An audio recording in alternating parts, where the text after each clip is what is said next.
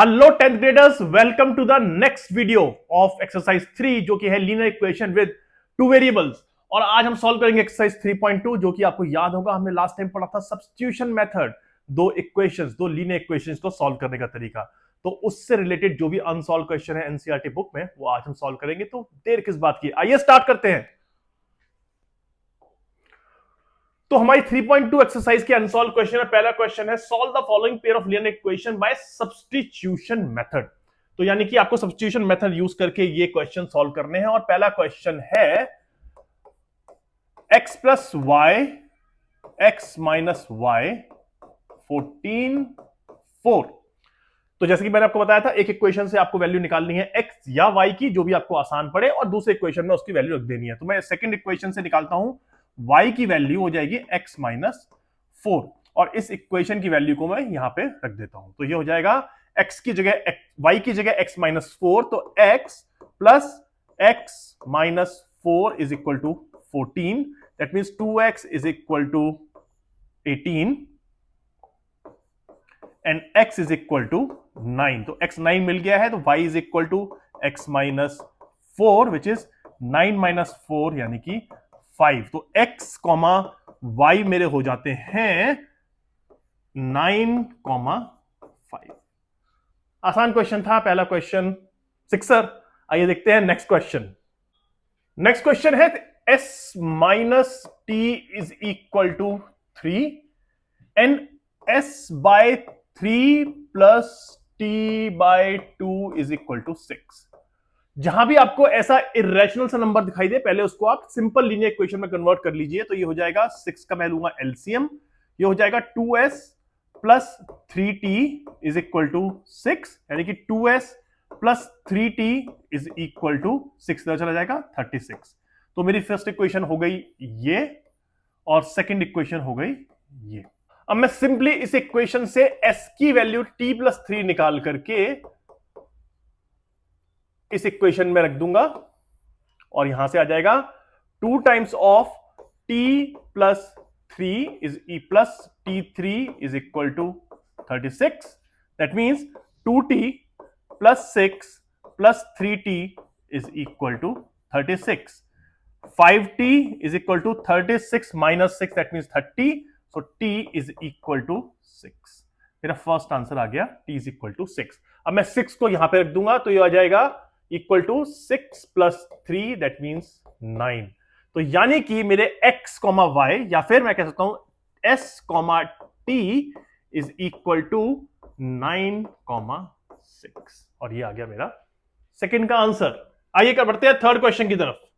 Third question है 3x minus y is equal to 3x minus y is equal to 3, 9x minus 3y is equal to 9। आप कहेंगे मैंने yellow ink से क्यों लिखा है?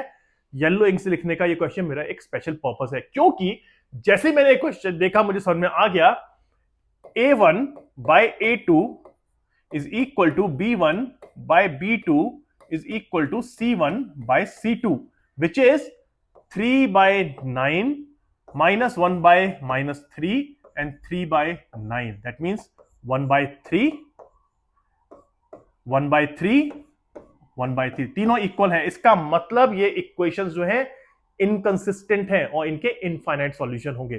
तो इनफाइनाइट सॉल्यूशन निकालने के मुझे क्या करना होगा? मुझे करना होगा पहले इन इक्वेशन को सॉल्व, और मुझे पता है कि दो वैल्यूज आएंगी जो दोनों इक्वल होंगी। तो आइए देखते हैं वो कैसे होगा। पहले मैं मान लेता हूं यहां से निकाल लेता हूं मैं y is equal to 3x minus 3 और ये मैं रख देता हूं इसके अंदर। तो हो जाएगा 9 times x minus 3 times of 3x minus 3 is equal to 9। Open करने पर 9x minus 9y plus 9 is equal to 9। 9x से 9x cancel, 9 is equal to 9। That proves they are infinite solutions. और वो इनफाइनाइट सॉल्यूशंस क्या हैं? वो infinite solutions हैं y is equal to 3x minus 3. So for any value of x, y is equal to 3x minus 3। और आपको इस तरह से ये आंसर लिखना है। तो पहले आपको लिखना है a1 by a2, b1 by b2, b1 c1 by c2, इनको इक्वल प्रूव करना है। फिर बताना है कि इसके इनफाइनाइट सॉल्यूशंस होंगे और नेक्स्ट स्टेप में आपको ऐसे लिखना है और बताना है कि इसके इनफाइनाइट सॉल्यूशंस हैं, और इनफाइनाइट सॉल्यूशन क्या है, y is equal to 3x minus 3। ध्यान रखिए इस पर्टिकुलर क्वेश्चन या सॉल्यूशन में आपको दो रैशनल वैल्यूज या इंटीजर वैल्यूज नहीं मिलेंगी, आपको मिलेगी एक algebraic equation y is equal to 3x minus t, जिसमें आप लिखेंगे for different values of x y will have infinite solutions, और यही इस पर्टिकुलर क्वेश्चन का आंसर होगा। तो होप आपको समझ में आ गया होगा, और आपको समझ में आ गया होगा कि आपको ये एग्जैक्टली किस स्टेप में करना है जिससे कि आप फुल मार्क्स लेके आ सके एग्जाम में। आइए बढ़ते हैं नेक्स्ट क्वेश्चन की तरफ। नेक्स्ट क्वेश्चन है 0.2x plus 0.3y, 0.2x plus 0.3y is equal to 1.3, और 0.4x plus 0.5y is equal to 2.3। Decimal देख के घबराना नहीं है पहली चीज, क्योंकि बहुत ही इजी है। आप कीजिए multiply both equations both sides by 10। क्यों मैंने 10 किया? जब मैं 10 करूंगा तो ये 0.2 हो जाएगा 2, 0.3 हो जाएगा 3, 1.3 हो जाएगा 13, सीधे मेरे को न्यूमेरिकल नंबर वैल्यू मिल जाएंगी। तो ये इक्वेशन हो जाएंगी, दोनों इक्वेशन मल्टीप्लाई करने के बाद 10 से ये हो जाएगी 2x plus 3y is equal to 13, और 4x plus 5y is equal to 23। अब सिंपली आप एक इक्वेशन से x की वैल्यू निकाल लीजिए। मान लीजिए मैं इसे निकाल लेता हूं, इसका मतलब x is equal to 13 minus 3y by 2 हो जाएगा 4 times 13 minus 3y by 2 plus 5y is equal to 23। 2 से कैंसिल करके ये हो जाएगा 26 minus 6y plus 5y is equal to 23, minus y is equal to minus 3, that means y is equal to 3। तो y तो मुझे मिल गया यहां पर। अब मैं इसी y को यहां पर रख देता हूं, तो ये हो जाएगा x इज इक्वल टू, यहां लिखता हूं उसको मैं, ये रटा देता हूं, तो ये हो जाएगा x इज इक्वल टू, जब मैं यहां पे रखूंगा y की वैल्यू 3, तो 13 minus 3 into 3 by 2 which is equal to 9 4 2। तो यानी कि आंसर इसका आया x, y is equal to 2, 3। तो आंसर है 2, 3 इस पर्टिकुलर इक्वेशन का। होप आपको ये आंसर भी समझ में आ गया होगा। देखा आपने कि डेसिमल होने पर घबराना नहीं है, आसानी से आपको ये क्वेश्चन सॉल्व हो जाएगा। आइए बढ़ते हैं नेक्स्ट क्वेश्चन की तरफ, और नेक्स्ट क्वेश्चन है, ओके इसको पहले हटाना पड़ेगा, हाँ हट गया सब कुछ। तो नेक्स्ट क्वेश्चन है, अब है इर्रेशनल नंबर, तो सिंपल वैसे ही होगा, पर ये बहुत ही इजी टाइप का है। 2√2x plus √3y is equal to 0, और √3x minus √8y is equal to 0। तो पहले आपको बता दूं कि अगर किसी भी दो लीनियर इक्वेशन जिनको आप सॉल्व कर रहे हैं उनके अंदर कांस्टेंट टर्म्स यानी कि C1 और C2 दोनों के दोनों 0 हैं, तो उनका कोऑर्डिनेट सॉल्यूशन होगा 0,0। ये होगा ही होगा हर हाल में। तो अगर मैं इसको सॉल्व ना भी करना चाहूं तो भी मुझे पता है कि 0,0 आएगा, लेकिन क्योंकि उसने कहा सब्स्टिट्यूशन मेथड, तो मैं सब्स्टिट्यूशन मेथड लगाऊंगा। इक्वेशन से निकाल लूंगा x की वैल्यू, तो x हो जाएगा √8 बाय 3y, और मैं इस पर्टिकुलर वैल्यू को यहां पे सब्स्टिट्यूट करूंगा, तो हो जाएगा √2 into √x by 3y plus √3y is equal to 0। अब सॉल्व कर लीजिए इसको, तो हो जाएगा √16, यानी कि √16 हो जाएगा 4 by √3 plus √3y is equal to 0। 4 plus 3 by √3y is equal to 0, that means 7 by √3y is equal to 0, और y हो गया 0। मैं खींच रहा था लेकिन हाँ y तो 0 ही आना था, और अगर मैं इसी y की वैल्यू 0 को यहां पे रख दूंगा तो मुझे x भी मिल जाएगा 0, यानी कि इस पर्टिकुलर इक्वेशन में x, y इज 0,0, और ये आपका हो गया है इस पर्टिकुलर इक्वेशन का आंसर। तो आपको ध्यान रखना है कांस्टेंट टर्म्स अगर दिख जाती है 0 दोनों की दोनों, तो आंसर आपका 0 आना ही है। ओके, बढ़ते हैं नेक्स्ट क्वेश्चन की तरफ। नेक्स्ट क्वेश्चन है रैशनल नंबर में 3x minus 3x by 2 minus 5y by 3 is equal to -2, और है x by 3 plus y by 2 is equal to 13/6। तो सॉल्व करते हैं। पहली इक्वेशन को हम नंबर अपने इंटीजर्स में कन्वर्ट करने के लिए हो जाएगा 9x। मैं सीधे एलसीएम वगैरह नहीं ले रहा हूं, सिंपल चीज है, आप कर लेंगे। इज इक्वल टू -12 और दूसरी इक्वेशन हो जाएगी 2x plus 3y is equal to 13। अब मैं अपनी सेकंड वाली इक्वेशन से निकालता हूं x की वैल्यू, जो कि आएगी x is equal to 13 minus 3y by 2, और इस इक्वेशन को मैं इसमें रख दूंगा। नेक्स्ट पेज पे लेता हूं। तो ये मेरी इक्वेशन है जिसके अंदर मुझे x की वैल्यू सब्स्टिट्यूट करनी है। मैं x की वैल्यू सब्स्टिट्यूट करता हूं इस इक्वेशन के अंदर, तो ये हो जाएगा 9 times 13 minus 3y by 2 minus 10y is equal to -12। तो आंसर हो जाएगा 117 minus 27y minus 20y is equal to -24। That minus 47y is equal to -24 minus 117 which is equal to -141। तो y हो जाएगा 141 minus divide by -47 which is equal to 3। तो हमको y मिल गया है 3 और हम इस y को यहां पर पुट करेंगे तो x हो जाएगा 13 minus 3 into 3 by 2 which is equal to 2। तो x कॉमा y हो गया 2,3। तो हमको आंसर मिल गया है 2,3। तो इस तरह से हमने अपना फर्स्ट क्वेश्चन के सारे क्वेश्चंस सॉल्व कर लिए हैं। बढ़ते हैं नेक्स्ट क्वेश्चन की तरफ, जो है सेकंड क्वेश्चन आपकी एक्सरसाइज का। 2x plus 3y is equal to 11 and 2x minus 5 minus 4y is equal to -24, then find the value of m for which y is equal to mx plus 3। तो यानी कि equation हमारे पास जो दो है वो है 2x plus 3y is equal to 11 and 2x minus 4y is equal to -24। तो फर्स्ट इक्वेशन से हम x की वैल्यू निकाल लेते हैं और x की वैल्यू हमारे पास आएगी x is equal to 11 minus 3y by 2, जो कि हम इस इक्वेशन में रख देते हैं। तो ये हो जाएगा 2 times of 11 minus 3y by 2 minus 4y is equal to -24। 2 से 2 cancel, 11 minus 3y minus 4y is equal to -24, यानी कि -7y is equal to -35, y is equal to 5। तो पहला हमको मिल गया y is equal to 5। अब इस y को हम यहां रख देते हैं, तो x हो जाएगा हमारे पास x is equal to 11 minus 3 times of 5 by 2 which is equal to -2। तो यानी कि xy हो गया -2,5। और अब क्योंकि हम x और y की वैल्यू निकाल चुके हैं, हमको x और y की वैल्यू रखनी है अपनी equation y is equal to mx plus 3 में, और हमको m की वैल्यू निकालनी है। तो यानी कि xy है -2,5 और इक्वेशन है y is equal to mx plus 3। तो हो जाएगा 5 is equal to m times of -2 plus 3, that means -2m is equal to 2, m is equal to -1। तो हमने x y निकाल लिया और हमने m भी निकाल लिया -1, और इस तरह से हमारा क्वेश्चन सेकंड भी सॉल्व हो गया है।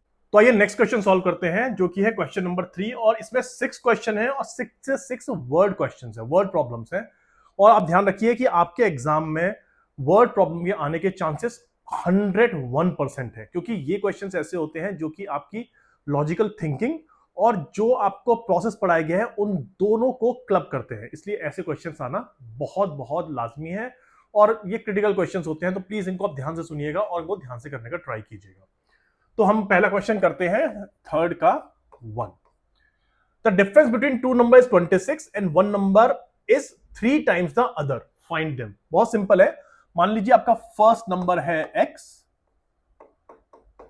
और सेकंड नंबर है आपका y। तो यानी कि वो कह रहा है फर्स्ट इक्वेशन से the difference between two number is 26, that means x minus y, difference between two number is 26 and find and one number is 3 times the other, यानी कि one number at x is equal to 3 times of other number. अब आप इसको y is equal to 3x भी लिख सकते हैं, x is equal to 3y भी लिख सकते हैं, आपकी मर्जी है। तो हम इसको अगर x is equal to 3y को x minus y is equal to 26 पे रखते हैं तो हो जाएगा 3y minus y is equal to 26। That means y is equal to 26 by 12 by 2, that means 13। और x हो जाएगा 3 टाइम्स ऑफ 13, दैट मीन्स 39। तो पहला क्वेश्चन आंसर है इसका x है 39 और y है 13, तो x y को हम लिख देंगे 39, 13। आप चेक भी कर सकते हैं इसको, और मैं सजेस्ट करूंगा कि वर्ड प्रॉब्लम्स को आप चेक जरूर करें। तो देखिए x माइनस वाई 26, 39 माइनस 13 is 26 and x is equal to 3y, so 13 is 13 3 39। तो इस तरह से आपके क्वेश्चन चेक भी कर सकते हैं, और आप जरूर चेक करके ये क्वेश्चन को आंसर कंफर्म कर ले। बढ़ते हैं नेक्स्ट क्वेश्चन की तरफ। और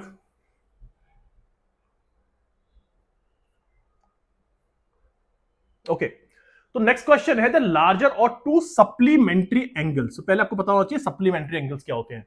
एंगल्स दो तरीके के होते हैं। पहले टाइप का एंगल होता है कॉम्प्लीमेंट्री,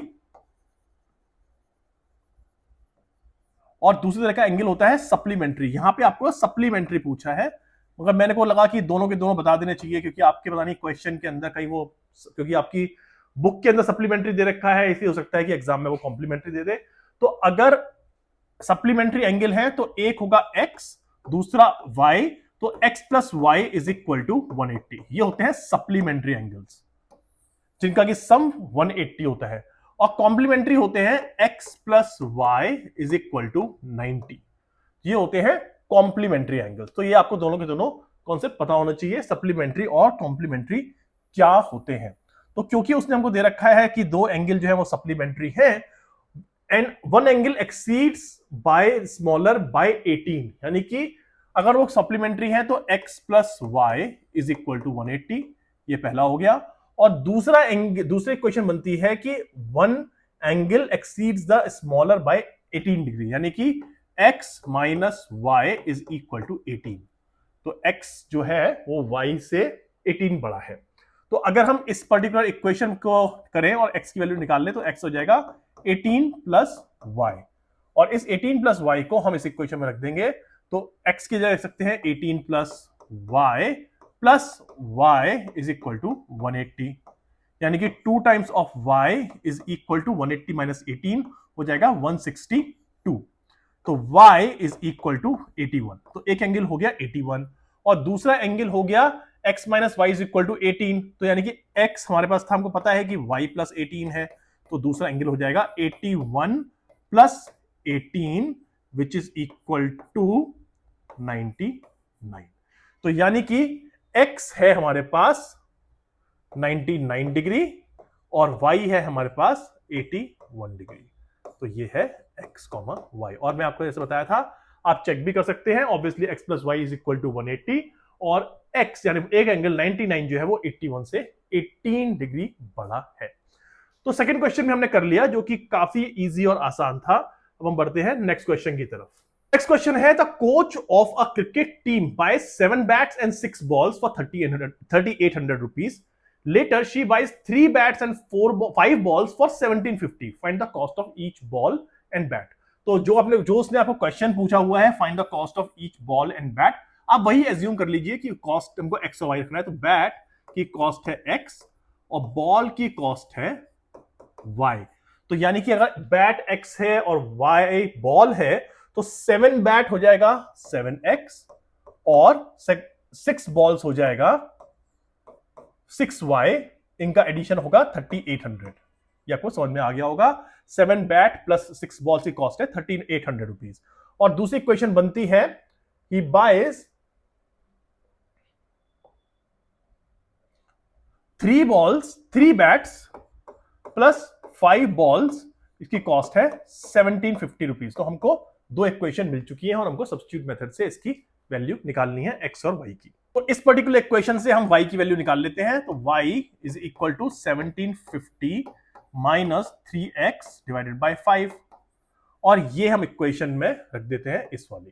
तो ये हो जाएगा 7 times x plus 6 times 1750 minus 3x by 5 is equal to 1750। मैं नेक्स्ट पेज पे इसको सॉल्व करता हूं और इसका हम एलसीएम निकाल के करेंगे तो हो जाएगा 35x प्लस 10,500 माइनस 18x 19,000। अगर हम सिंपली निकालते हैं तो हो जाएगा 17x is equal to 19,000 minus 10,500 which is equal to 8,500 and x is equal to 8,500 by 17 which is equal to 5. तो x is equal to 500, तो x is equal to 500। ये हमको पहली इक्वेशन मिल गई। अब हमारे पास जो y की वैल्यू थी वो y की वैल्यू थी 1750 माइनस 3x बाय 5, तो y हो जाएगा 1750 minus 3x, x is 500 divide by 5, तो ये हो जाएगा 250 by 5 which is equal to 50। तो यानी कि जो हमने एजम्पशन ली थी बैट की कॉस्ट, तो यानी कि जो हमने कहा था कि बैट की कॉस्ट x है और बॉल की कॉस्ट y है, इस पर्टिकुलर इक्वेशन के हिसाब से आपको मिल गया है कि बैट की कॉस्ट जो कि x थी वो है 500 रुपीज और बॉल की कॉस्ट जो कि y थी वो है 50 रुपीज, और ये हमने निकाल लिया है। तो होप आपको ये क्वेश्चन भी समझ में आ गया होगा, जो कि कैलकुलेशन थोड़ी ज्यादा थी इसके अंदर लेकिन था इजी और कॉन्सेप्ट अगर समझ में आ गया तो कोई दिक्कत होने वाली बात है ही नहीं। आइए सॉल्व करते हैं fourth question. Taxi charges in a city consist of fixed charges together with the charge of the distance covered. यानी कि दो चीजें हैं, हमेशा जब भी कोई भी कॉस्ट होती है उसके दो चीजें होती हैं, फिक्स्ड कॉस्ट और वेरिएबल कॉस्ट। इसने वेरिएबल वर्ड यूज नहीं किया लेकिन मैं आपको बता रहा हूं वेरिएबल कॉस्ट। फिक्स कॉस्ट तो हमेशा चेंज नहीं, हमेशा फिक्स रहती है, चेंज नहीं होती है, लेकिन वेरिएबल कॉस्ट जो है वो एक पर्टिकुलर पैरामीटर के साथ चेंज होती है। इस केस में जो वेरिएबल कॉस्ट है वो डिस्टेंस के साथ चेंज हो रही है। आपने कई बार देखा होगा कि अगर आप ऑटो में ट्रेवल करते हैं तो 5 किलोमीटर का कुछ रेट होता है, 10 किलोमीटर का कुछ रेट होता है, 15 किलोमीटर का कुछ और रेट होता है। लेकिन अगर आप उस ऑटो के मीटर चार्ज को देखेंगे तो आप देखेंगे 2 किलोमीटर तक रेट जो है वो सेम ही रहता है, क्योंकि वो 2 किलोमीटर का रेट जो है फिक्स चार्जेस है। सिमिलर वे में उसने यहां पे कहा है कि आपके पास एक फिक्स चार्जेस है और एक वेरिएबल चार्जेस है जो कि डिस्टेंस के साथ मैटर कर रहा है। तो for a distance of 10 kilometre the charge paid is 105, यानी कि जब वो 10 किलोमीटर का डिस्टेंस कवर करता है तो चार्ज है 105 रुपीज, जबकि जब वो 15 when and for journey of 15 kilometre charge paid is 155, लेकिन 15 किलोमीटर पे वो चार्ज है 155। तो आपको इसमें कुछ निकालना है, वो हम बाद में देखते हैं। पहले हमको निकालना है what are the fixed charges and the charges per kilometre. तो मान लीजिए आपके फिक्स्ड चार्जेस जो है वो है x और जो चार्ज पर किलोमीटर है वो है y। तो क्योंकि x जो है वो फिक्स रहेगा, वो डिस्टेंस के साथ मैटर नहीं करेगा, इसलिए अगर हम पहली वाली इक्वेशन बनाएं तो हो जाएगा x जो कि फिक्स चार्ज हमेशा रहने वाला है प्लस 10 किलोमीटर का चार्जेस होगा 10y जो कि है 105। होप आपको समझ में आ गया होगा। फिक्स चार्जेस जो कि सेम रहेंगे, कोई मैटर नहीं, कितना भी डिस्टेंस हो वो चेंज नहीं होंगे। 10 इंटू पर किलोमीटर चार्जेस, तो 10 किलोमीटर इंटू पर किलोमीटर चार्जेस जो कि 105। सिमिलर में दूसरी इक्वेशन बनाएंगे, x जो कि आपका कांस्टेंट है, फिक्स चार्जेस है, प्लस 15 किलोमीटर इंटू पर kilometre charges which is y is 155। तो आपको दो इक्वेशन मिल चुकी हैं इस तरीके से। x plus 10y is equal to 105, x plus 15y is equal to 155। अब इस इक्वेशन से हम निकाल लेते हैं x की value. x is equal to 105 minus 10y। Next पे लिख लेते हैं। तो x निकाला है, x is equal to 105 minus 10y, और दूसरी इक्वेशन उससे पहले इक्वेशन निकालते हैं x plus 15y is equal to 155। अब इस वैल्यू को हम इस इक्वेशन में रख देंगे, तो ये हो जाएगा 105 minus 10y plus 15y is equal to 155। तो 5y is equal to 155 minus 105 which is equal to y is equal to 50, तो बाय 5। तो यानी y हो गया ₹10। तो इसका मतलब वेरिएबल चार्जेस जो है वो है 10 रुपीज पर किलोमीटर, और जो फिक्स चार्जेस है वो क्या है, वो है x is equal to 105 minus 10 into 10 which is equal to ₹5। तो यानी कि फिक्स चार्जेस है ₹5। तो फिक्स चार्ज हो गया ₹5, जबकि पर किलोमीटर चार्ज हो गया ₹10।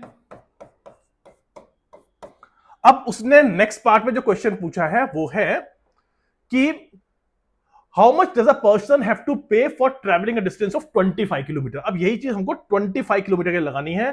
तो आपको समझ में आया होगा कि 25 किलोमीटर लगाने के लिए पहले फिक्स चार्ज तो ₹5 लगेगा ही लगेगा, वो तो आपको कोई नेगोशिएशन है ही नहीं।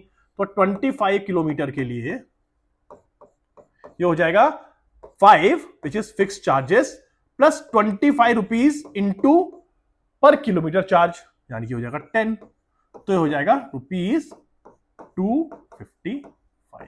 तो ये आपका हो गया ₹255 इसका आंसर। तो इस तरह से हमने नेक्स्ट क्वेश्चन भी कर लिया है। आपको ध्यान रखना है कॉन्सेप्ट कि फिक्स चार्जेस, वेरिएबल चार्जेस यानी कि पर किलोमीटर चार्जेस में क्या डिफरेंस है, और कोई भी क्वेश्चन ऐसा है तो उसको किस तरह से करना है। आइए नेक्स्ट क्वेश्चन बढ़ते हैं, जो कि है न्यूमरेटर डिनोमिनेटर का क्वेश्चन। तो नेक्स्ट क्वेश्चन है, a fraction becomes 9/11 if 2 is added to both numerator and denominator. If 3 is added to both the numerator and denominator, it becomes 5/6. Find what is the numerator. That means अगर numerator हमारा xy है, that means x/y है, तो वो कह रहा है पहली इक्वेशन में अगर टू ऐड किया न्यूमरेटर और डिनोमिनेटर दोनों में, that means ये हो गया x + 2 y + 2, तो ये हो जाता है हमारा 9/11। ओके, और दूसरा क्वेश्चन वो कह रहा है दूसरी स्टेटमेंट में, if 3 is added to both, it becomes 5/6, यानी कि x + 3 y + 3, it becomes 5/6। Solve कर लेते हैं, इसको करते हैं। ये हो जाएगा 11x + 22 is equal to 9y + 18। That means 11x - 9y is equal to -4। ये हो गई हमारी फर्स्ट इक्वेशन। और सेकेंड इक्वेशन है 6x + 18 is equal to 5y + 15, यानी कि 6x - 5y is equal to -3। ये हो गई हमारी सेकेंड इक्वेशन। अब इस इक्वेशन से अगर हम y की वैल्यू निकाल लें तो y हमारा हो जाएगा 11x + 4/9। 9y को इधर ले गया, -4 को इधर ले आया, 11x + 4/9। अब यही वैल्यू हम यहां रख देते हैं। और हमने y की वैल्यू निकाल ली है, y की वैल्यू रखेंगे 6x - 5y is equal to -3 में। तो आई करते हैं नेक्स्ट स्लाइड पर। तो यहां पे हमने y की वैल्यू निकाल ली है x की फॉर्म में, इसको हमको इस इक्वेशन में रखना है। तो आइए रखते हैं। तो ये हो जाएगा 6x - 5 into 11x + 4/9 is equal to -3। अब करते हैं 6x, यानी कि हम इसको एलसीएम ले लेंगे तो ये हो जाएगा 9 और 9 उधर ले जाएंगे, तो 54x - 55x - 20 is equal to -27। तो -x is equal to -7, that means x is equal to 7। ये तो हमारा आ गया पहला।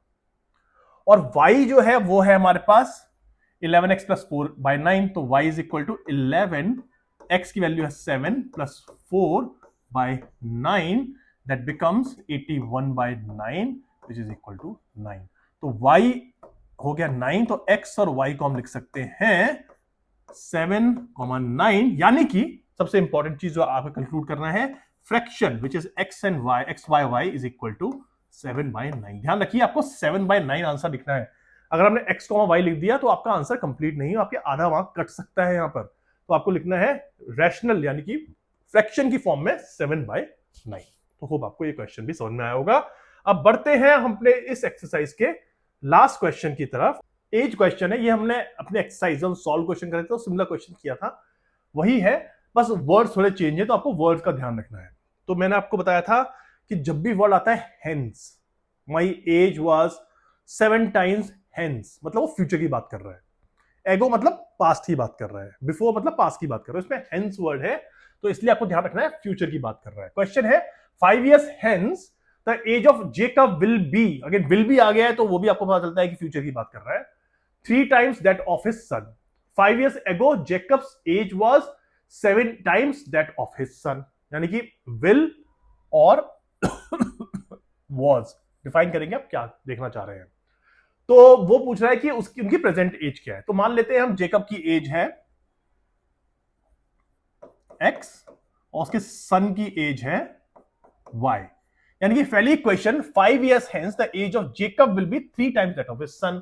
तो 5 years hence मतलब 5 साल बाद जेकब की एज होगी 5 साल बड़ी x प्लस 5 और बेटे की एज होगी 5 साल बड़ी यानी कि y प्लस 5। और अगर हमको इक्वल करने हैं लेफ्ट हैंड साइड और राइट हैंड साइड, यानी कि हमको इस पर्टिकुलर एज को यानी कि सन की 5 years की बात की एज को एक नंबर से मल्टीप्लाई करना पड़ेगा। और वो कह रहा है कि ये जो है 3 टाइम्स है, यानी कि जेकब के सन की एज को 3 से मल्टीप्लाई करेंगे तो ये एज हो जाएगी जेकब की 5 years के बाद की एज। तो आपको ये चीज समझ में आ गई। ध्यान रखिए हमेशा आपको जब भी नंबर मल्टीप्लाई करना है छोटे नंबर पे मल्टीप्लाई करना है, बड़े नंबर पे नहीं, क्योंकि आपने बड़े नंबर पे मल्टीप्लाई कर दिया तो नंबर और बड़ा हो जाएगा। लॉजिकली सोचिए, छोटे नंबर पे नंबर मल्टीप्लाई करके आप उसको बड़े नंबर के बराबर लेके आ रहे हैं, लेकिन अगर आपने बड़े नंबर पे मल्टीप्लाई कर दिया तो आप उसको और बड़ा कर रहे हैं। तो ये ध्यान रखने वाली बात है। उसके बाद ये है 5 years ago Jacob's age was 7 times that of his son, यानी कि 5 years ago दोनों की एज होगी x माइनस 5, सन की एज होगी y माइनस 5। अब मैंने ऐसा आपको बताया, आपको सिंपल लॉजिक, अगर आपको छोटे नंबर को बड़े नंबर के इक्वल करना है तो इसको आप 7 सिंप्लाई कर दिए, तो आपके पास दो इक्वेशन बन गई हैं, 5 years hence यानी 5 years from now और 5 years ago यानी 5 साल पहले। तो अब हम इनको सॉल्व करते हैं। तो ये इक्वेशन हो जाएगी simply x plus 5 is equal to 3y plus 15। इसका मतलब ये पहली इक्वेशन है हमारे पास x minus 3y is equal to 10। ये हो गई पहली इक्वेशन। और दूसरी इक्वेशन हो जाएगी x minus 5 is equal to 7y minus 35। That means x minus 7y is equal to minus 35 minus 30। ये हो गई हमारी सेकेंड इक्वेशन। अब फर्स्ट इक्वेशन से हम वैल्यू निकालेंगे x की, जो हो जाएगा x is equal to 10 plus 3y, और इस इक्वेशन में से वैल्यू निकली है, यहां पे हम सब्स्टिट्यूट कर देंगे। तो ये हो जाएगा x की जगह 10 plus 3y minus 7y is equal to minus 30। That means minus 4y is equal to minus 40। तो y इज इक्वल टू 10। तो यानी कि उसके बेटे की उम्र तो हो गई 10 years। अब निकालनी है जेकब की एज। तो जेकब की एज है 10 प्लस 3y, यानी कि x is equal to 10 plus 3y means 10 plus 3 into 10 which is 40। तो Jacob is equal to 40 years, son is equal to 10 years। अब आप इसको चेक भी कर लेते हैं इसको। सन की एज 5 years के बाद और जेकब की एज 5 years के बाद हो जाएगी 15 और 45। और आपको पता है कि 15 3 45, यानी कि पहला वाला हमारा स्टेटमेंट ट्रू हो जाता है। तो इससे पता चल जाता है कि हमारा आंसर भी करेक्ट है, जो कि हमने चेक भी कर लिया। तो ये थी आपकी एक्सरसाइज जो कि थी सब्स्टिट्यूशन मेथड पे। आपको क्वेश्चन सारे समझ में आ गए होंगे, जो हमने सॉल्यूशन कंप्लीट कर लिए हैं। नेक्स्ट सेशन में हम पढ़ेंगे एलिमिनेशन मेथड, जो कि दो लीनियर इक्वेशन को सॉल्व करने का थर्ड मेथड है और मोस्ट कॉमनली यूज्ड और मोस्ट इंपॉर्टेंट मेथड है, क्योंकि इसी पर्टिकुलर मेथड से आप दो लीनियर इक्वेशन को क्विकली और फास्ट सॉल्व कर सकते हैं। तो मिलते हैं नेक्स्ट सेशन में, तब तक have a good day and take care of yourself.